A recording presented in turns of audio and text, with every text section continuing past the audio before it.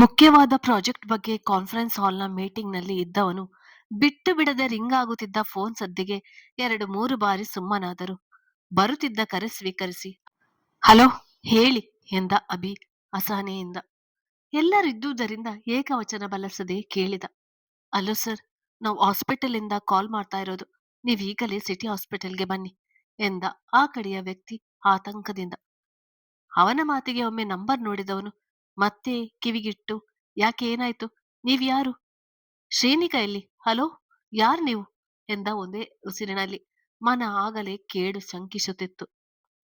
Sir, ಅವರಿಗೆ accident ಆಗಿದೆ, ಬೇಗ ಹೊರಟು ಬನ್ನಿ ಎಂದವನ ಮಾತು ಕೇಳಿ ಅಭಿಯ ಹೃದಯ ಸ್ತಬ್ಧವಾಯಿತು. ಬೆಳಿಗ್ಗೆ ಅವಳು ಹೇಳುವ ಮುಂಚೆ ಹೊರಟು ಬಂದಿದ್ದ. ಅವಳ ಮುಖವು ನೋಡಿಲ್ಲ. ಮದುವೆಯಾಗಿ 7-8 ತಿಂಗಳ ಮೇಲಾಯ್ತು.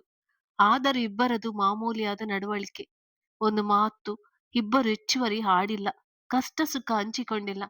ತಾನಾಗೆ ಇವನ ಮಾತನಾಡಿಸಿದರೆ ಮದುವೆ ಆಗಿರುವ ಕಾರಣ ಕೇಳುವನು ಎಂದು ಅವಳು ದೂರ ಉಳಿದರೆ ಅವಳ ಮೇಲೆ ಅಸಮಾಧಾನ ಇದ್ದರೂ ಮನೆಯವರ ಮನಸ್ಸಿಗೆ ನೋವು ಮಾಡಲು ಇಚ್ಛಿಸದೆ ಇವನು ಅವಳ ಕಡೆ ಗಮನ ಬಿಟ್ಟಿದ್ದ. ಹೆಸರಿಗಷ್ಟೇ ಇಬ್ಬರು ಗಂಡ ಹೆಂಡತಿ. ತನ್ನ ಯೋಚನೆಯಿಂದ ಹೊರಬಂದವನು ಎದ್ದು ನಿಂತು, hello everybody, sorry for the inconvenience, I have to leave now. ಮುಂದಿನದು ನನ್ನ PA ರವಿ ಹ್ಯಾಂಡಲ್ ಮಾಡ್ತಾರೆ. ಥ್ಯಾಂಕ್ ಯು ಎಂದವನು ಹೊರಡಲು ಮುಂದಾದನು.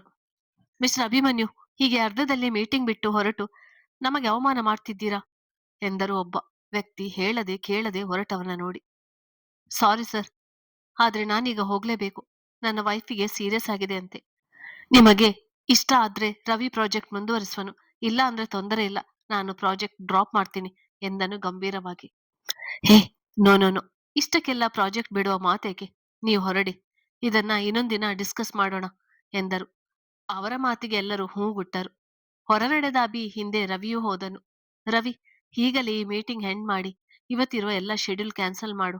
ನಾನು ಈಗಲೇ ಹೊರಡಬೇಕು. ಇವರಿಗೆಲ್ಲ ಊಟಕ್ಕೆ ವ್ಯವಸ್ಥೆ ಮಾಡಿಬಿಡು, ಏನು ಕೊರತೆ ಆಗ್ಬಾರ್ದು ಎಂದವನು ತನ್ನ ಕೋಟ್ ತೆಗೆದುಕೊಂಡು ಅವಸರದಲ್ಲೇ ಪಾರ್ಕಿಂಗ್ ಏರಿಯಾಗೆ ಓಡಿದ. ಅವನ ಮನಸ್ಸಿನ ತಳಮಳ ನಿರ್ಬಂಧಿಸುವಲ್ಲಿ ಸೋಲುತ್ತಿದ್ದ. ಕಾರಿನಲ್ಲಿ ಕೂತರು ಮನಸ್ಸು ಶ್ರೀನಿಕಳ ನೆನೆಯುತ್ತಿತ್ತು.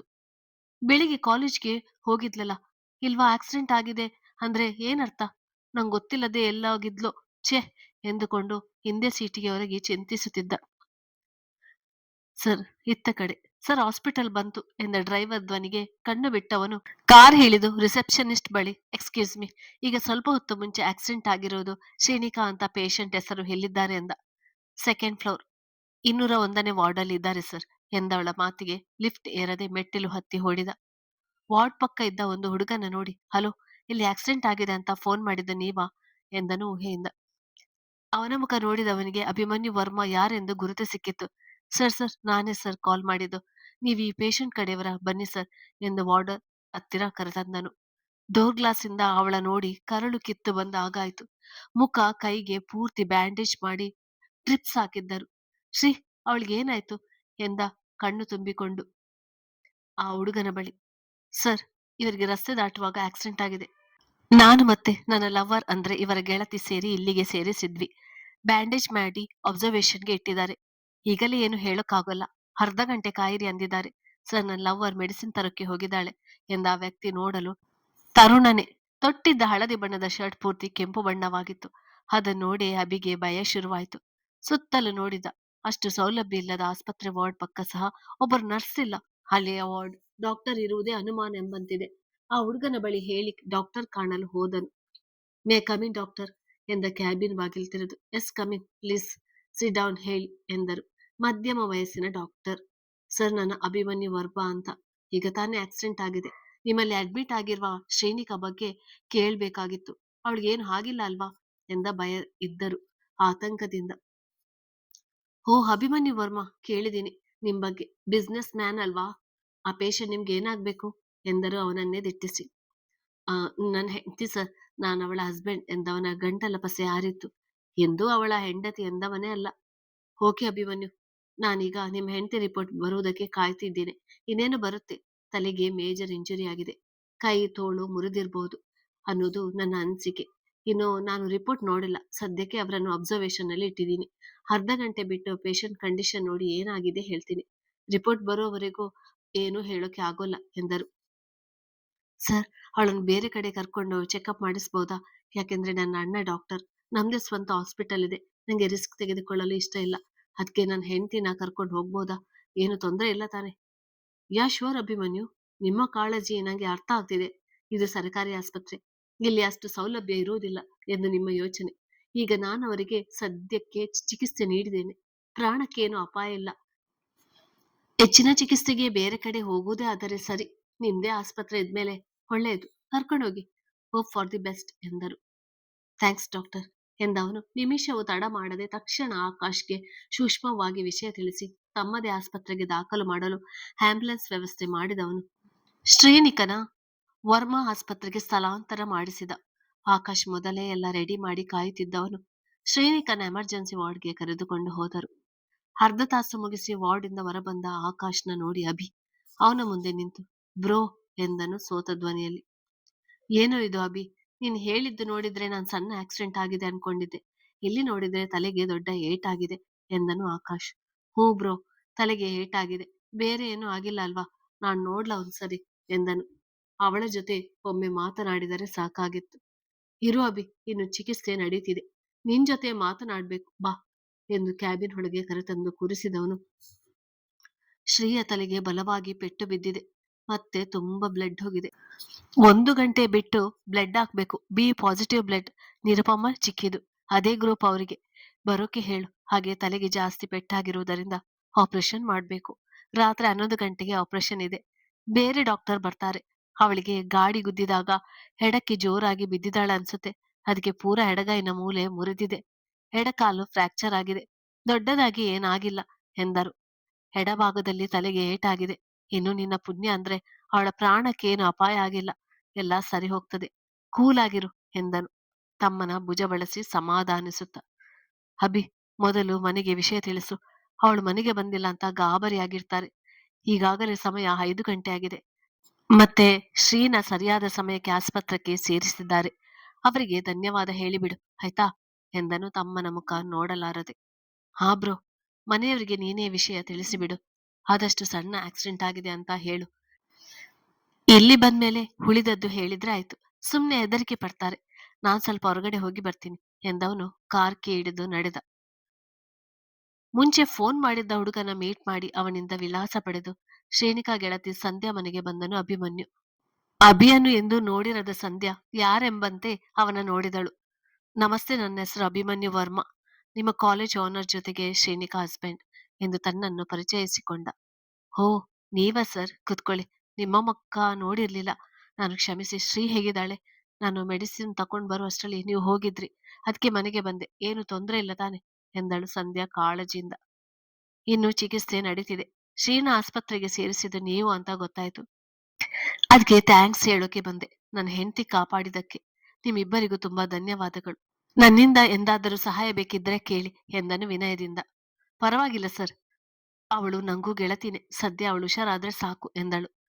ನಿಮಗೆ ಏನು ಅಭ್ಯಂತರವಿಲ್ಲ ಅಂದ್ರೆ ಶ್ರೀಗೆ ಆಕ್ಸಿಡೆಂಟ್ ಹೇಗಾಯ್ತು ಅಂತ ಹೇಳ್ತೀರಾ? ಅವಳು ಅಲ್ಲಿಗೆ ಏಕೆ ಹೋಗಿದ್ಲು ಎಂದನು. ಹ್ಞೂ ಸರ್, ಇವತ್ತು ಶ್ರೀ ಕಾಲೇಜ್ ಮುಗಿಸಿ ಇವತ್ತು ಬಸ್ನಲ್ಲಿ ಬರ್ತೀನಿ ಅಂತ ನನ್ ಜೊತೆ ಬಂದ್ಲು. ತುಂಬಾ ಆಸೆ ಪಟ್ಟು ಪಾನಿಪುರಿ ತಿಂದಳು. ಮತ್ತೆ ಐಸ್ ಕ್ರೀಮ್ ತರ್ತೀನಿ ಅಂತ ನಾನು ಎಷ್ಟು ಬೇಡ ಅಂದ್ರೂ ಕೇಳದೆ ನಾಳೆಯಿಂದ ನಂಗೆ ಇದೆಲ್ಲ ಮನೆಯಲ್ಲಿ ತಿನ್ನೋಕೆ ಅವಕಾಶ ಸಿಗೋಲ್ಲ ಅಂತ ನನ್ ಮಾತು ಕೇಳದೆ ಓಡಿದ್ಲು. ವಾಪಸ್ ಐಸ್ ಕ್ರೀಮ್ ತಕೊಂಡ್ ಬರುವಾಗ ಬಸ್ ಬಂದಿದ್ದು ನೋಡಿ ಅವಸರದಲ್ಲಿ ರಸ್ತೆ ದಾಟಕ್ಕೆ ಹೋಗಿ ಕಾರ್ ಬಂದು ಗುದ್ದಿ ಬಿಡ್ತು ಸರ್. ನನಗೆ ಭಯ ಆಗಿ ಇವರಿಗೆ ಕಾಲ್ ಮಾಡಿದೆ. ಇವರು ಬಂದು ಆಸ್ಪತ್ರೆಗೆ ಸೇರಿಸಿದ್ವಿ ಎಂದಳು ಕಣ್ಣು ತುಂಬಿಕೊಂಡು. ಸರಿನಮ್ಮ, ನಾನಿನ್ನು ಹೊರಡ್ತೀನಿ. ನಾಳೆ ಬಂದು ಅವಳ ನೋಡಿ ಹೋಗಿ ಎಂದವನು ಕಾರಿನಲ್ಲಿ ಕುಳಿತು ತನ್ನ ದುಃಖ ನಿಯಂತ್ರಣ ಮಾಡಲು ಸೋತವನು ಬಿಕ್ಕಿ ಬಿಕ್ಕಿ ಅಳಲು ಶುರು ಮಾಡಿದ. ಒಂದು ಐಸ್ ಕ್ರೀಮ್ಗಾಗಿ ಪ್ರಾಣಕ್ಕೆ ಸಂಚಕಾರ ತಂದುಕೊಂಡಿದ್ದಾಳೆ ಎಂದರೆ ಅವಳಿಗೆ ಅದೆಷ್ಟು ಇಷ್ಟವಿರಬಹುದು. ನನ್ನ ಬಳಿ ಒಂದು ಐಸ್ ಕ್ರೀಮ್ ಕೇಳುವ ಸ್ವಾತಂತ್ರ್ಯವು ತಾನು ಅವಳಿಗೆ ಕೊಡ್ಲಿಲ್ಲ ಎಂದು ಪಶ್ಚಾತ್ತಾಪ ಪಡುತ್ತಿದ್ದ. ಫೋನ್ ಸದ್ದಿಗೆ ಕಣ್ಣೊರೆಸಿಕೊಂಡು ರಿಸೀವ್ ಮಾಡಿ ಕಿವಿಗಿಟ್ಟವನಿಗೆ ತಂದೆಯು ಅಭಿ, ಈಗಲೇ ಹಾಸ್ಪಿಟಲ್ಗೆ ಬಾ ಎಂದು ಧ್ವನಿ ಕೇಳಿಸಿತು. ಮುಸ್ಸಂಜೆಯ ಹೊತ್ತು ಎಲ್ಲರೂ ಒಬ್ಬೊಬ್ಬರಾಗಿ ಮನೆಗೆ ಬರುತ್ತಿದ್ದರು. ಇಶಾನ್ ಮೈಸೂರಿನಲ್ಲಿದ್ದುದರಿಂದ ಶನಿವಾರ ಭಾನುವಾರ ಅಷ್ಟೇ ಅವನು ಬರುತ್ತಿದ್ದರು. ವರುಣ್ ಕೇಸಿನ ಸಲುವಾಗಿ ಬೇರೆ ಕಡೆ ಇದ್ದನು. ಇನ್ನು ಸಂಜನಾ, ಪ್ರಣತಿ ನೆಪಕ್ಕೆ ಮಾತ್ರ ಮನೆಯಲ್ಲಿದ್ದರು. ಯಾವಾಗಲೂ ಪಾರ್ಲರ್, ಶಾಪಿಂಗ್ ಎಂದೇ ದಿನ ಪೂರ್ತಿ ಕಳೆದು ರೂಮ್ ಸೇರುತ್ತಿದ್ದರು. ಪ್ರಣತಿ ಮೇಲೆ ಒಳ್ಳೆಯ ಭಾವನೆ ಇರದ ಮನೆಯವರು ಸಂಜನ ಜೊತೆಯೂ ಅಷ್ಟಕ್ಕಷ್ಟೇ ಮಾತು ಇಟ್ಟುಕೊಂಡಿದ್ದರು. ಎಲ್ಲರಿಗೂ ಕಾಫಿ ಕೊಟ್ಟು ಆರೋಗ್ಯ ಕಾಫಿ ಬಿಸ್ಕೆಟ್ ತಿನ್ನಿಸ್ತಿದ್ದಳು ಅಂಜನಾ, ಅಂದ್ರೆ ಆಕಾಶ್ನ ಹೆಂಡತಿ. ದಿನಾ ಶ್ರೀನಿಕಾ ತಿನ್ನಿಸ್ತಿದ್ದಳು. ಇಂದು ಅವಳು ಬಂದಿಲ್ಲವೆಂದು ತಾನೇ ತಿನ್ನಿಸ್ತಿದ್ದವಳು ರಿಂಗ್ ಆದ ಫೋನ್ ಸ್ವೀಕರಿಸಿ, ರೀ ಆಕಾಶ್, ಇನ್ನೂ ಎಲ್ಲಿದ್ದೀರಾ? ಮನೆಗೆ ಬರ್ಬೇಕು ಅನ್ನುವ ನೆನಪು ಇದೆಯೋ ಇಲ್ವೋ? ಗಂಟೆ ಎಷ್ಟಾಯ್ತು? ರೇಗಿದಳು. ದಿನಾ ಗಂಡ ಸಂಜೆ ಮನೆ ಸೇರುತ್ತಿದ್ದವ ಇಂದು 7 ಗಂಟೆಯಾದರೂ ಪತ್ತೆ ಇಲ್ಲ. ಬರ್ತೀನಿ ಅಂಜು, ಅದು ಅಕ್ಕಪಕ್ಕದಲ್ಲಿ ಮನೆಯವರಿದ್ರೆ ಸ್ವಲ್ಪ ಹೊರಗಡೆ ಬಂದು ಮಾತಾಡು ಎಂದನು.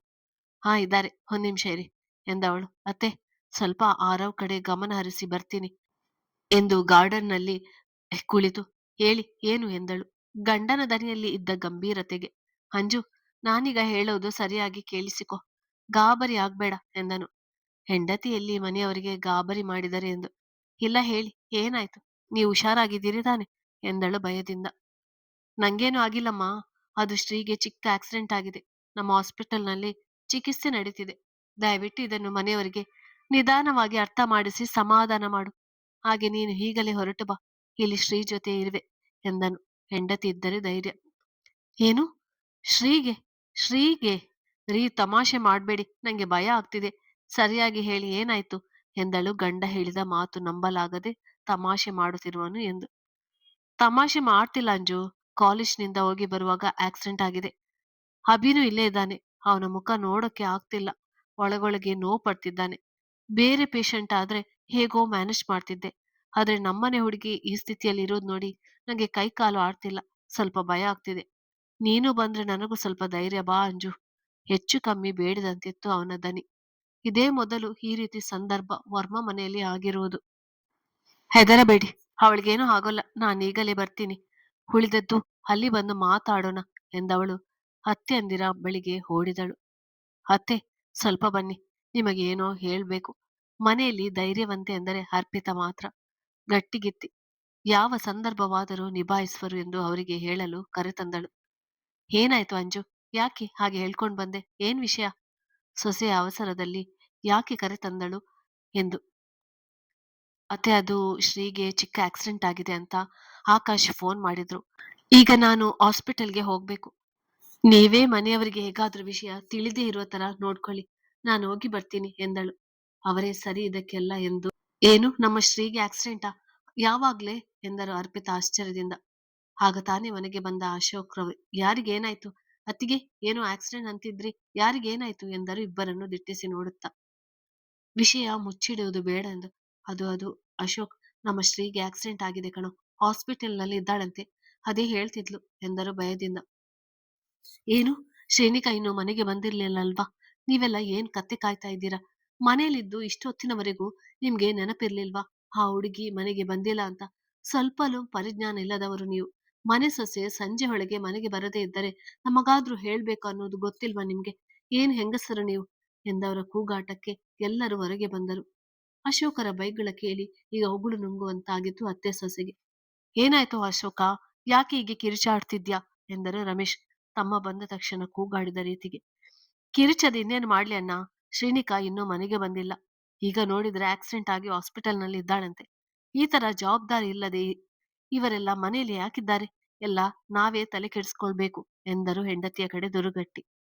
ನೀನು ಮೊದಲು ಸಮಾಧಾನ ಮಾಡ್ಕೊ, ನಾನು ವಿಚಾರಿಸ್ತೀನಿ. ನಿಮ್ಗೆ ಯಾರು ಇದನ್ನು ಹೇಳಿದ್ದು?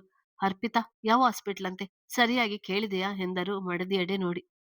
ನಾನೇ ಹೇಳಿದ್ದು ಮಾವ. ಆಕಾಶ್ ಈಗ ತಾನೇ ಫೋನ್ ಮಾಡಿ ಹೇಳಿದ್ರು. ಎಲ್ಲರಿಗೂ ಹೇಳಿದ್ರೆ ಗಾಬರಿ ಆಗ್ತೀರಾ ಅಂತ ಅತ್ತೆಗೆ ಹೇಳ್ತಿದ್ದೆ. ನಮ್ದೇ ಹಾಸ್ಪಿಟಲ್ ನಲ್ಲಿ ಅಡ್ಮಿಟ್ ಮಾಡಿದ್ದಾರೆ. ನಾನೀಗ ಹೋಗ್ತಿದ್ದೇನೆ ಎಂದಳು ಇರುವ ವಿಷಯ ತಿಳಿಸಿ. ಸರಿ, ಈಗ ಮಾತು ಬೇಡ, ನಡೀರಿ, ಅಲ್ಲೇ ಹೋಗೋಣ. ಇಲ್ಲಿ ಸುಮ್ನೆ ಮಾತಾಡಿ ಸಮಯ ಕಳೆಯೋದು ಬೇಡ. ಆ ಹುಡುಗಿ ಸ್ಥಿತಿ ಹೇಗಿದೆಯೋ ಏನೋ, ನೋಡೋಣ ಬನ್ನಿ ಎಂದು ಅವಸರದಲ್ಲಿ ಕಾರ್ ಹೇರಿದರು. ಅವರಿಂದ ಎಲ್ಲರೂ ಹೊರಟರು. ಸಮರ್ಥ್ ಅಂದ್ರೆ ಅಭಿಯ ಅತ್ತೆ ಮಗ ಇನ್ನೂ ಮನೆಗೆ ಬಂದಿಲ್ಲವಾದುದರಿಂದ ಅವನಿಗೆ ಕಲ್ಯಾಣಿ ಅಂದ್ರೆ ಸಮರ್ಥ್ ತಾಯಿ, ಹರೀಶ್, ಬಿಂದು, ಭಾನುಮತಿ, ವರುಣ್ ತಾಯಿ ಮನೆಯಲ್ಲಿ ಇದ್ದರಿಂದ ವಿಷಯ ತಿಳಿದಿರಲಿಲ್ಲ. ಶ್ರೀಯ ಅಪಘಾತದ ಸುದ್ದಿ ಕೇಳಿ ಎಲ್ಲರೂ ಗಾಬರಿಯಿಂದ ಹೊರಟರೆ ಖುಷಿಪಟ್ಟವರು ಇದ್ದರು. ಅಭಿ ಶ್ರೀ ಮದುವೆ ಆಗಿದ್ದರಿಂದ ಮೊದಲೇ ಕೋಪಗೊಂಡಿದ್ದ ಸುಮಿತ್ರಾದೇವಿ ಅಂದ್ರೆ ಅಭಿ ಅಜ್ಜಿ ಮತ್ತು ಜೀವಿತ ಸಮರ್ಥ್ ತಂಗಿ ಈ ಸುದ್ದಿ ಕೇಳಿ ಹೆಚ್ಚು ಖುಷಿಪಟ್ಟರು. ಪ್ರಣತಿ ಅಂದ್ರೆ ಸಮರ್ಥನ ಹೆಂಡತಿ. ಹಬಿಯ ಮೇಲೆ ಮೊದಲಿನಿಂದಲೂ ದ್ವೇಷ ಸಾಧಿಸುತ್ತಿದ್ದವಳಿಗೆ ಇದೊಂದು ಉತ್ತಮ ಅಸ್ತ್ರವಾಗಿ ಕಂಡಿತ್ತು. ಅಕ್ಕ, ಬಾ ನಾವು ಹೋಗಿ ನೋಡೋಣ, ಪಾಪ ಶ್ರೀಗೆ ಜಾಸ್ತಿ ಪೆಟ್ಟಾಗಿದೆಯೋ ಎಂದಳು ಸಂಜನ ಗೆಳತಿಯ ಮೇಲೆ ಕಾಳಜಿಯಿಂದ. ಹೋಗೋಣ, ಆದ್ರೆ ಈಗಲ್ಲ ಸಂಜು. ಅವಳು ಶಾಶ್ವತವಾಗಿ ಇಲ್ಲಿಗೆ ಬರುವುದೇ ಇಲ್ಲ ಅಂತ ಗೊತ್ತಾದಾಗ ಖಂಡಿತ ಹೋಗೋಣ. ಜಾಸ್ತಿ ಪೆಟ್ಟಾಗಿದ್ದರೆ ನಮ್ಗೆ ಲಾಭ. ಹೇಗೋ ಆ ಇಂಚರ ಸಾತ್ವಿಕ್ ಇನ್ನೇನೋ ಮನೆ ಬಿಟ್ಟು ಹೋಗ್ತಿದ್ದಾರೆ. ಈಗ ಶ್ರೀನಿಕನು ಬದುಕದೆ ಹೋದ್ರೆ ಈ ಅಭಿ ಮನೆಯಿಂದ ತಾನಾಗೆ ಹೊರ ಹೋಗ್ತಾನೆ. ಆಗ ಪೂರ್ತಿ ಆಸ್ತಿಗೆ ನೀನೇ ಯಜಮಾನಿ. ಸೊ ಸದ್ಯಕ್ಕೆ ಈ ಖುಷಿನ ಆಚರಿಸ್ಬೇಕು, ನಡಿ ಎಂದು ತಂಗಿಯ ಕರೆದುಕೊಂಡು ರೂಮ್ ಸೇರಿದಳು. ಇತ್ತ ಕಡೆ ವರ್ಮಾ ಆಸ್ಪತ್ರೆಯ ಎದುರು ಒಂದರ ಹಿಂದೆ ಒಂದರಂತೆ ಕಾರುಗಳು ಬಂದು ನಿಂತೊಡನೆ ಆಸ್ಪತ್ರೆ ಸಿಬ್ಬಂದಿಗಳಿಗೆ ಗಾಬರಿಯಾಯ್ತು. ಅಸಲಿಗೆ ಶ್ರೀನಿಕಾ ಅಭಿಯ ಹೆಂಡತಿ ಎಂದು ಯಾರಿಗೂ ತಿಳಿದಿರಲಿಲ್ಲ.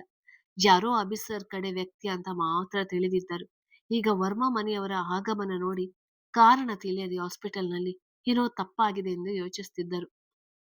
ಗೇಟಿನ ಬಳಿ ವರ್ಮಾ ಮನೆಯವರ ಸ್ವಾಗತಿಸಲು ಬಂದ ಸಿಬ್ಬಂದಿಗಳಿಗೆ, ಎಲ್ಲರೂ ಇಲ್ಲಿ ನಿಂತು ಏನ್ ಮಾಡ್ತಿದ್ದೀರಾ, ನಿಮ್ಮ ಕೆಲಸ ನೋಡೋಗಿ ಎಂದರು ಅಶೋಕ್ ಗಡುಸಾಗಿ. ಸರ್, ಅದು ನೀವೆಲ್ಲ ದಿಢೀರಾಗಿ ಬಂದ ಕಾರಣ ಗೊತ್ತಾಗ್ಲಿಲ್ಲ. ನಮ್ಮಿಂದ ಏನಾದರೂ ಸಮಸ್ಯೆ ಆಗಿದೆಯಾ ಎಂದರು ಒಬ್ಬ ಡಾಕ್ಟರ್. ಏನು ಸಮಸ್ಯೆ ಇಲ್ಲ. ನಮ್ಮನೆ ಸೊಸೆ ಈ ಹಾಸ್ಪಿಟಲ್ನಲ್ಲಿ ಅಡ್ಮಿಟ್ ಆಗಿದ್ದಾರೆ. ಅದಕ್ಕೆ ಅವರನ್ನು ನೋಡಲು ನಾವು ಬಂದಿರುವುದು. ನೀವೆಲ್ಲ ನಿಮ್ಮ ಕೆಲಸ ನೋಡೋಗಿ, ಈ ತರ ನಿಲ್ಬೇಡಿ, ಪೇಷಂಟ್ಗಳಿಗೆ ತೊಂದರೆ ಆಗ್ತದೆ ಎಂದು ಕಳಿಸಿದವರು ಆಕಾಶ್ ಚೇಂಬರ್ ಇದ್ದಲ್ಲಿಗೆ ಬಂದರು. ಮನೆಯವರ ನೋಡಿ ಎದ್ದು ನಿಂತನು. ಆಕಾಶ್, ಏನು ಇದೆಲ್ಲ? ಎಲ್ಲಿ ಶ್ರೀನಿಕಾ? ಏನು ಹುಡುಕಾಟ ಆಡ್ತಿದ್ದೀರಾ ನೀನು ನಿನ್ನ ಹೆಂಡತಿ ಸೇರಿ? ಯಾವಾಗ ಆಕ್ಸಿಡೆಂಟ್ ಆಗಿದ್ದು?